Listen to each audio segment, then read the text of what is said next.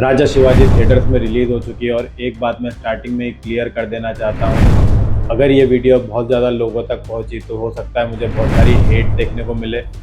पर इस मूवी में जो महाराजा छत्रपति शिवाजी महाराज का जो डिपिक्शन किया है वो देखकर मैं इस वीडियो को बनाने से खुद को रोक नहीं पाया हूँ। क्योंकि बात सिर्फ एक फिल्म की नहीं है, बात उनकी हो रही है जिनके प्रति लाखों करोड़ों लोगों की आस्था जुड़ी हुई है।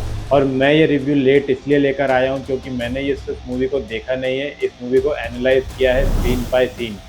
कहाँ ये मूवी चूक जाती है, कहाँ ये मूवी स्ट्रॉन्ग हो सकती थी और क्या ये छत्रपति शिवाजी महाराज के इतिहास के साथ जस्टिस करती है या नहीं करती है। और बात करते हैं सबसे पहले कुछ बेसिक्स के बारे में। मूवी लगभग 100 करोड़ के बजट में बनी हुई है। जियो ने इस मूवी को फंड किया हुआ है और ओरिजिनली ये फिल्म एक मराठी मूवी है, पर कहीं कहीं पे बहुत सारे सीन्स में आप देखोगे कि मराठी वाले वर्जन में ही हिंदी के बहुत सारे डायलॉग्स हैं और मूवी साइमल्टेनियसली हिंदी में भी डब्ड है। लेकिन जब मैं थिएटर जा रहा था इस मूवी को देखने, तब मेरे मन में ऑलरेडी एक डाउट था इसके ट्रेलर को देखने के बाद। और जब मैं थिएटर में पहुंचता हूं तो मैं क्या देखता हूं, पहले थिएटर में तो मुझे सीट के टिकट ही नहीं मिलते क्योंकि कोई ऑडियंस नहीं थी। और दूसरे थिएटर में जब मैं जाता हूँ तो वहाँ पे सिर्फ टोटल 2 लोग और थे और ये देख के मैं टोटली डिसअपॉइंट हो चुका था।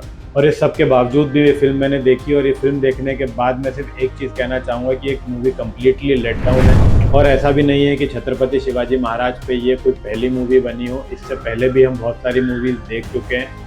और वहाँ पे जिस तरीके से महाराज को डिपिक्ट किया है और इस मूवी में जिस तरीके से छत्रपति शिवाजी महाराज को दिखाया है, आप लोग कम्प्लीटली निराश हो जाओगे। रितेश देशमुख इस रोल में बिल्कुल भी नहीं जम रहे, क्योंकि जहाँ हम छत्रपति शिवाजी महाराज को जानते हैं उनके स्टेज को लेकर जो उनकी बात करने की शैली रही है और जिस तरीके से वो लोगों को अपने साथ जोड़ लेते हैं, हिंदवी स्वराज के जनक, लाखों लोगों के पालनहार और ना जाने कितने ही सैकड़ों लोगों के आराध्य के रूप में, और कहीं कहीं पे तो भगवान शिव के रूप में भी छत्रपति शिवाजी महाराज को लोग देखते हैं। बट यहाँ राजा शिवाजी मूवी में आपकी नज़रें छत्रपति शिवाजी महाराज को ढूंढती रह जाएंगी, पर आप ढूंढ नहीं पाओगे। क्योंकि रितेश देशमुख का परफॉर्मेंस मैं सीधे बोलूँगा, छत्रपति शिवाजी महाराज को वो एम्बॉडी ही नहीं कर पाए और उनकी बॉडी लैंग्वेज में वो राजसी भाव नहीं है, उनके डायलॉग डिलीवरी में वो अथॉरिटी फील नहीं होती और सबसे इम्पोर्टेंट उनकी आंख में वो छत्रपति शिवाजी महाराज का तेज दिखाई नहीं देता। कहीं कहीं पे आप देखोगे रितेश देशमुख का जो अब चेहरा है, कहीं कहीं पे उनके चेहरे पे सूजन दिखाई देगी, उनकी आंखें सूजी हुई दिखाई देंगी, बड़े डल से वो दिखेंगे और बड़ा ही फ्लैट परफॉर्मेंस उन्होंने मूवी में दिया है। और जब किसी फिल्म का लीड कैरेक्टर आपको कन्विंस ही नहीं कर पाता है तो आप उस मूवी से इमोशनली कनेक्ट ही नहीं कर पाते हो। बट यहाँ एक इम्पॉर्टेंट बात,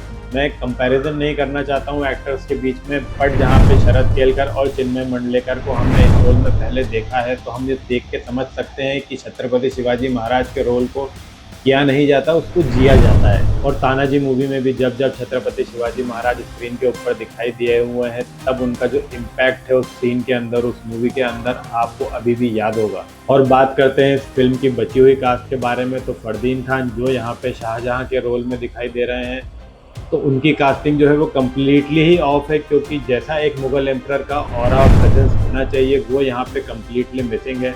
अभिषेक बच्चन जो संभाजी शाहजी भोसले का रोल में आपको दिखाई देंगे, तो वो कास्टिंग भी टोटल मिसमैच है। क्योंकि अगर हम देखें तो जब संभाजी शाहजी भोसले का जो वीर गति प्राप्त हुई थी उनको, वो 31 से 32 साल की उम्र में उनको वीर गति प्राप्त हुई थी, पर यहाँ पे एक 50-55 साल के आदमी को आपने संभाजी शाहजी राजे के रोल में रख दिया है, तो वो कम्प्लीटली कहीं मैच ही नहीं होती। बाकी कुछ कास्टिंग इस मूवी में अच्छी हुई है। यहाँ पे संजय दत्त अफजल खान के रोल में अच्छे दिख रहे हैं, अमोल गुप्ते आदिल शाह के रोल में दिख रहे हैं, विद्या बालन बड़ी बेगम के रोल में, और महारानी साईबाई का रोल यहाँ पे जेनेलिया ने कराया। जेनेलिया का जो रोल है वो कुछ लोग क्रिटिसाइज कर रहे हैं, पर अगर मैं देख के बताऊँ तो इतना भी बुरा नहीं है, अच्छी उन्होंने कोशिश करी है और अच्छा ही आपको लगेगा जब वो स्क्रीन पे आएंगे। बट एक स्पेशल मेंशन मैं करना चाहूँगा इस कास्टिंग के अंदर सचिन खेड़ेकर जी। सचिन खेड़ेकर जी ने शाहजी राजे भोसले का जो कैरेक्टर यहाँ पे निभाया है, जो उन्होंने रोल किया है, आपको पसंद आ जाएगा। उनके एक्सप्रेशन, उनका स्क्रीन प्रेजेंस, आपको जब जब स्क्रीन पे आएंगे तब आपको वो देख के अच्छे लगेंगे स्क्रीन पे।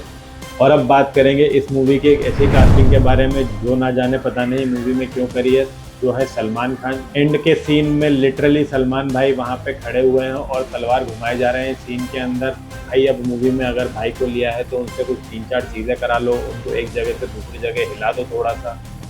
और लास्ट वाले सीन में जहाँ पे रितेश देशमुख और सलमान खान एक ही फ्रेम में दिखाई देंगे, आप आराम से सीन को वो कर पाओगे बाइफरकेट कि ये ग्रीन स्क्रीन पे रिकॉर्ड करा गया है सलमान खान ने इस सीन को अलग शूट करा है, रितेश देशमुख ने अलग शूट करा है, ये दोनों साथ में इस सीन में है भी नहीं। और अब बात करते हैं मूवी के टेक्निकल एस्पेक्ट्स के बारे में। मूवी लगभग 100 करोड़ में बनी हुई है, पर इस मूवी के CGI और VFX इतने वीक हैं कि आप देख के ही आपका इंटरेस्ट लूज हो जाएगा। ऐसे ऐसे नकली सीन्स आपको इस मूवी में दिखाई देंगे कि आपका लिटरली सारा इंटरेस्ट लूज हो जाएगा। हर जगह ग्रीन स्क्रीन, ब्लू स्क्रीन का यूज किया हुआ है। मूवी का स्क्रीन प्ले और राइटिंग बहुत ही वीक है, जहाँ पे मूवी के फर्स्ट हाफ में छत्रपति शिवाजी महाराज के बचपन पे फोकस करा है और वो वहाँ से कैसे राजा बनने तक का सफर को पूरा करते हैं, उस चीज़ों को दिखाया है।